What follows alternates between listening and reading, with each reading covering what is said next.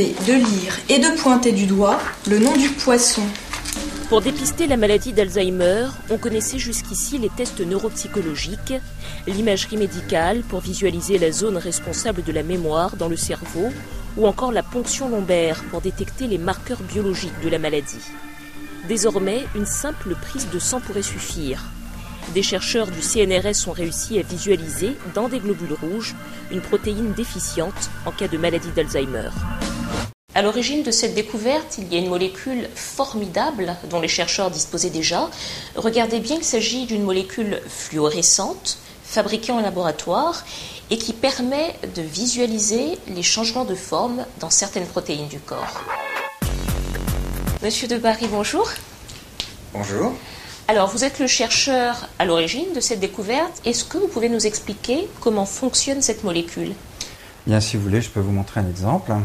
Tout a commencé avec des travaux sur la fécondation des œufs d'oursin qu'on voit ici sous microscope. Grâce à la molécule fluorescente, les chercheurs ont visualisé la présence de protéines kinasées, ici en jaune. Cette protéine, impliquée dans la fécondation des oursins, entre aussi en jeu dans la mémorisation humaine. Dans la maladie d'Alzheimer, cette protéine est altérée. Le pari était donc de visualiser cette altération dans le sang grâce à la molécule fluorescente.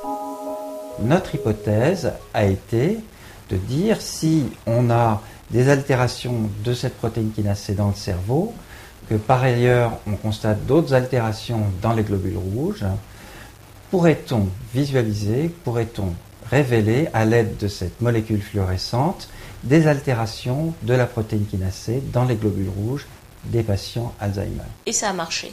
Et ça a marché. Pour réaliser ces tests, le docteur Debarry apporte les échantillons de sang à Corinne, sa chargée de recherche.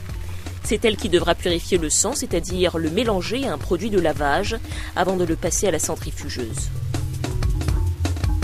Et donc vous, de quoi avez-vous besoin pour faire vos tests ? Pour faire mes tests, j'ai besoin de ces globules rouges-là. Donc seulement ce qui est là. Ce lot-là, exactement.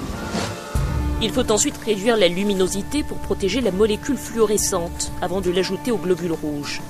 Le mélange doit rester 20 minutes à température du corps pour que cette molécule pénètre les cellules. Est-ce qu'on peut se rendre compte déjà à l'œil nu de si on a des échantillons de personnes malades ou pas ? Non, nous avons besoin de faire une analyse détaillée avec d'autres appareils.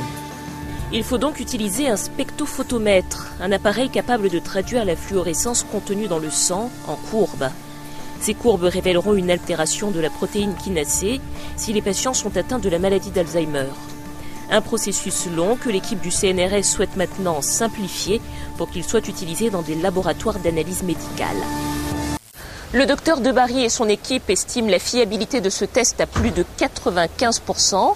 Il faut maintenant obtenir l'agrément des autorités de santé pour pouvoir commercialiser un kit de diagnostic d'ici à 2012 peut-être, ce qui constituerait une formidable avancée médicale car aujourd'hui, un malade d'Alzheimer sur 2 n'est pas diagnostiqué.